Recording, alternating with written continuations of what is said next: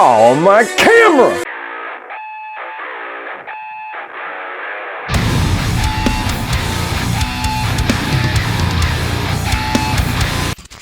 So No Time to Die tells the story of James Bond, who is once again ripped out of retirement to hunt down a mysterious villain who holds a devastating technology. What's up, everybody? Well, after almost 2 full years of delays, we finally have the final Daniel Craig James Bond film in No Time to Die. IMAX released it a day early. I caught wind of it just before it was about to go live, so ran off to the theater, got to check it out, and now I'm here to talk to you about what I liked and what I didn't like. Now, as far as my James Bond fandom goes, honestly, I'm a casual fan at best. I grew up with the Brosnan films. I have a lot of nostalgia for some of them. I do genuinely love GoldenEye. And Daniel Craig, I think, is my favorite Bond just because he's the more action-centric Bond. I'm not really a big espionage guy. So you go back before Brosnan, you start going to the Connery films, the Roger Moore films, where the action's not necessarily impressive anymore and it's mostly just espionage and nostalgia for those that grew up with it. I really can't get through those movies. So I'm coming to you as a fan of the Daniel Craig era of James Bond. And as a fan of the Daniel Craig era of James Bond, I really didn't have any expectations for this movie. I think some of that was just the 2 years of delays. Some of it was that Spectre wasn't necessarily a movie that I would say that I loved all that much, so I really didn't know what to expect. Was he gonna go out with some badass swan song final film, or was this going to be another mediocre to good James Bond film that I watch once and probably never go back to? And I am very, very happy to tell you that he goes out on a huge high note. Not only is this in competition for possibly my favorite Bond film, and keep in mind, casual fan, so don't get too overhyped, but this is definitely my favorite film of this year so far. I mean, I've loved Nobody. I've held Nobody in that spot. 2/3 of the way through this movie, Nobody was dethroned. This is my favorite film of 2021. Also want to let it be known, I'm going to be very vague with details here. I'm not going to spoil anything. I'm not even going to get into the villain's plot. I'm just going to tell you in the best, accurate, vague way possible, which is difficult to balance, how awesome this movie was. So starting off with the positives for No Time to Die, I thought this was an incredible closeout for the Daniel Craig era of Bond films, to a point where this movie actually makes all of the previous films better, even the ones that I'm not necessarily a huge fan of, because this is the first Bond era that I have seen, and I've seen pieces of the previous to Pierce Brosnan era, that really feels like Bond has a whole character arc, a whole character growth across his film slate. There's story elements that go all the way back to Casino Royale that come to a very satisfying and natural narrative conclusion here. There's things that started in Spectre that come to a better conclusion here that make me appreciate Spectre even more because of how they came over into this movie and this movie's storyline. Why would I betray you? We all have our secrets.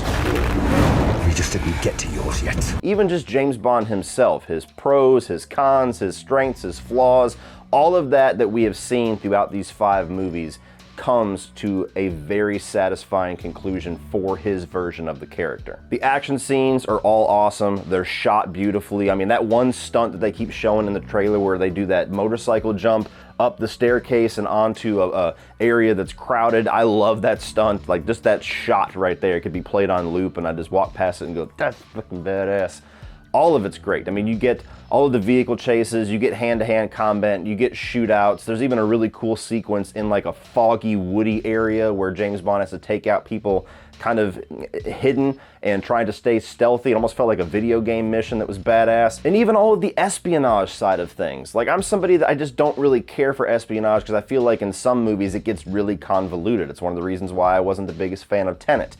And the espionage here, all of the different people that he has to go to make contact with, all the different places he has to go to get information so that he can go from A to B to C, it was very easy to follow, but it was also engaging. I didn't feel like because there was nothing blowing up, nobody getting shot at, or nobody getting decked across the face with a James Bond fist, that the movie had like a lull or a boring spot or a spot that you could go to the bathroom. The whole thing was exciting and engaging all the way through to the end. And pretty much all of the characters here were great too. I mean, James Bond is the star. He's the one that you're here for. He's the one that obviously the story focuses on. But all of the returning MI6 characters like Q and M and Moneypenny, they're all used great. Very welcome to have all of them back. And their response to bringing James Bond back is always fun to see. Madeleine Swan, one of the Bond girls from Spectre, kind of carries over into this as a through line from those two movies, and she has a very big place in the storyline.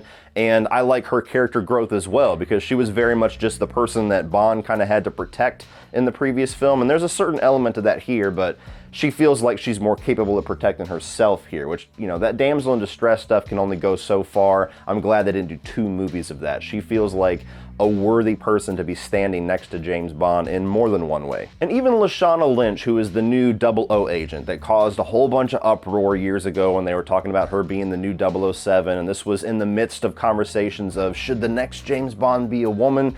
To which I agree with Daniel Craig, just go look at his quote, spot on. Nonetheless, her placement in this story as the replacement for James Bond, who is not in MI6 anymore, makes narrative sense, and their little back and forth once he's brought back into the fold, I really had fun with. There's probably going to be some people that's think it's, you know, almost a little bit too adversarial because she feels threatened by him, and there's, you know, a bit of a back and forth to where she's always kind of giving him shit. But I took that more as her response to his rogueness. You know, he was somebody that never followed the rules. He was a one-man army. He did it his way, got the job done, but he always did it his way, not by the book. And they make it very clear that she is 100% by the book. And how that kind of changes with her relationship with James Bond by the end of the film, I thought was a really cool way to actually give her a tiny little character arc. But Daniel Craig obviously is the star of the show here, and he is awesome. He is as good here as he has ever been. I mean, I consider Casino Royale to be his best film and possibly even my favorite Bond film, period.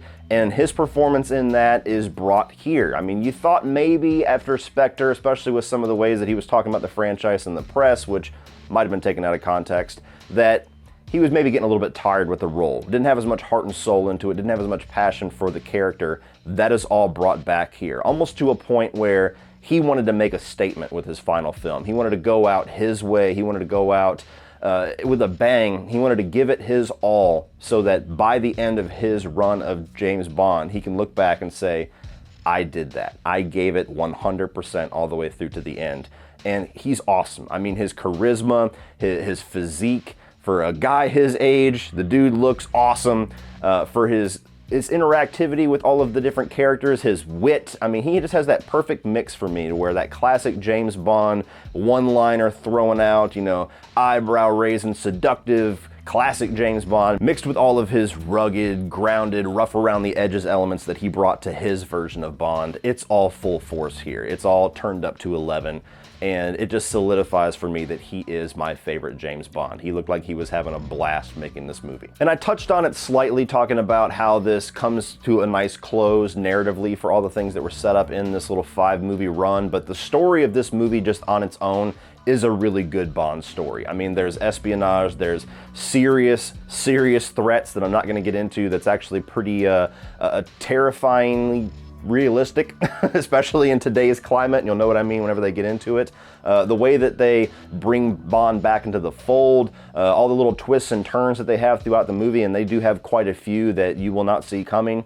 It's just a great, engaging story all the way through. The action, the espionage, the villains' plots, all the side characters, all of it was just so entertaining and engaging. For a 2-hour and 45-minute film, my eyes never left the screen. Now, as far as things that's not so positive about No Time to Die, I really don't have anything that I'm outright negative on that I disliked or hated. There was just a couple of things that I'm still a little bit torn on how I feel about. So as far as the mixed elements of No Time to Die, Ana de Armas is incredible.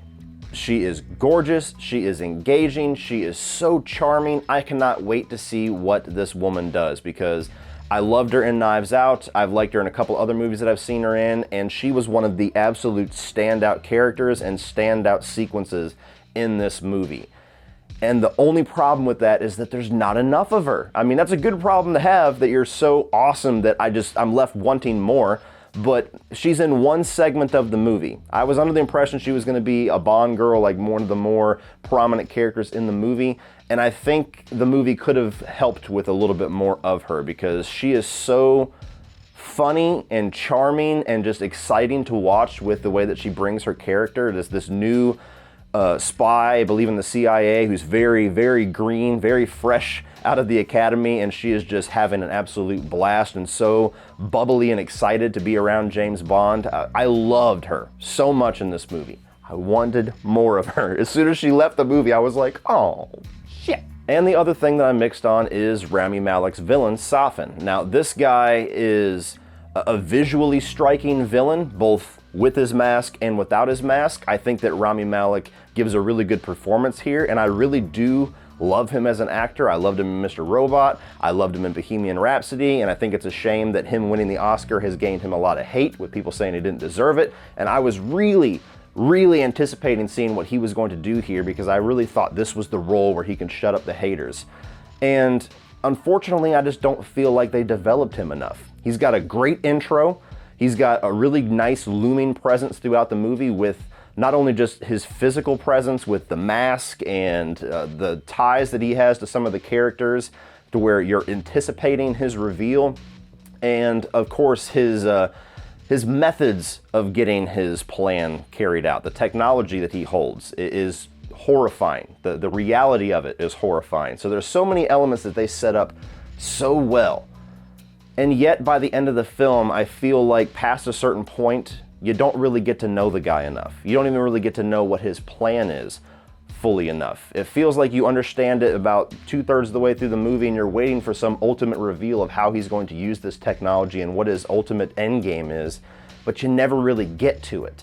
He's got a threatening presence. He certainly brings a lot of stakes to the movie with what he is threatening James Bond with and who he is threatening this with. But by the credits roll, I was like, I don't think I'm gonna remember this movie for this villain. And that sucks, because when you look back at movies like Skyfall and Raul Silva and what they were able to do with that villain, they needed to have that type of presence, that type of engagement with the villain in this movie, because for as much as they try to set him up, he kind of leaves you a little bit cold.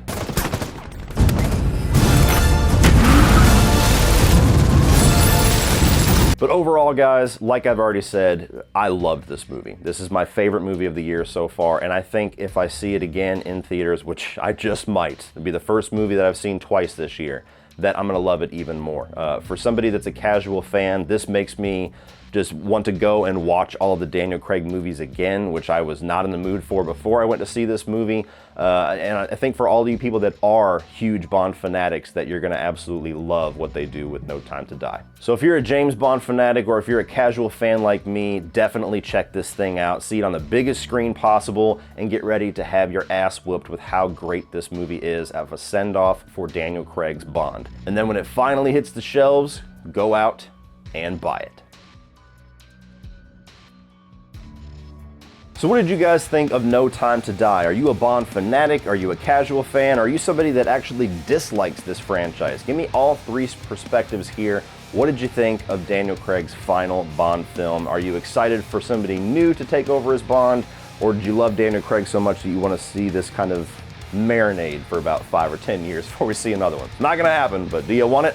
Let me know down below. Please like and share this video, help get a few more eyes on it, help get a few more awesome subscribers. And if you are new to my channel, be sure to hit that subscribe button, because it's Halloween month, baby. And if you love horror, we got tons of stuff on this channel you're gonna enjoy. I'm right in the middle of the Omen franchise. I just wrapped up the Exorcist franchise. We're gonna be talking about the Crow franchise by the end of this month. And also we have 31 on 31, which is a huge ranking video that we do annually on this channel. So please hit the subscribe button so you do not miss any of that awesomeness. Thank you guys for watching as always, and remember, opinions are like assholes, but that doesn't mean that you have to be.